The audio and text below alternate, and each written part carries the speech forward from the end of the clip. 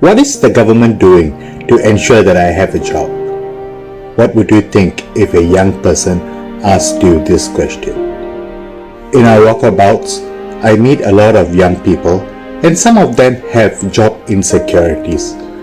They may have completed their diploma in polytechnics, or some of them have degrees, but all they can find are gigs as interns, as delivery riders, or as part-time contractual staff. A lot of them find it very difficult to find permanent full-time jobs.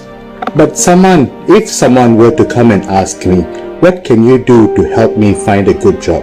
I will go out of my way to try and find a job for this person, or to connect him to places where I think there may be some vacancies.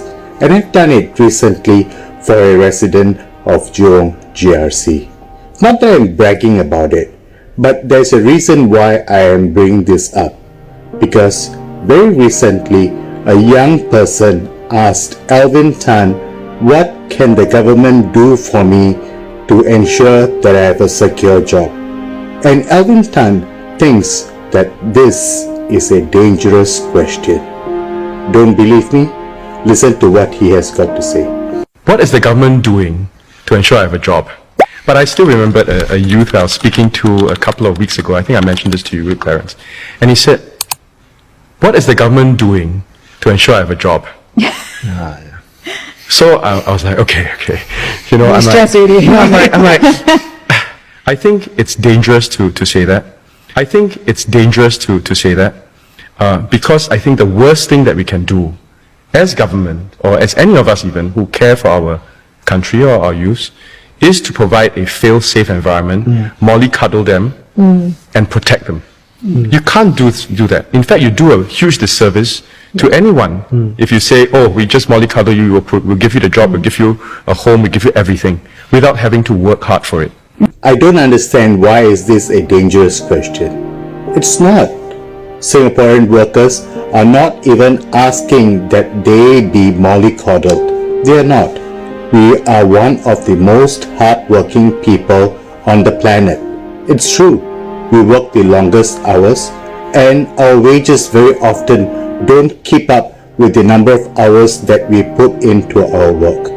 And then to turn around and say that the government does not want to mollycoddle you, and that it's a dangerous question to ask, that what can the government do for me to ensure that I have a job?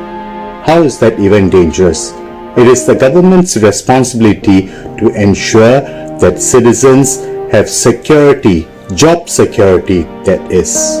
Am I right? Which is why for Red Dot United, we have always championed the Citizens First hiring policy. With all things being equal, we have to ensure that our MNCs and our GLCs and our Singaporean employers, that they choose a Singaporean over a foreigner. That is the basis of the Citizens First hiring policy. What do you think? Well, while you're thinking about it, I also want to ask you an important question. Do you know who is Alvin Tan? He is the Minister of State for a particular ministry. But the scary thing is, he is the 5G leader, and there is a chance that he could be our next Prime Minister. Is this the kind of leaders that you want? I'm Ravi Philemon. This is another episode of RDU's Thursday Talk. Do let me know what you think. Thank you.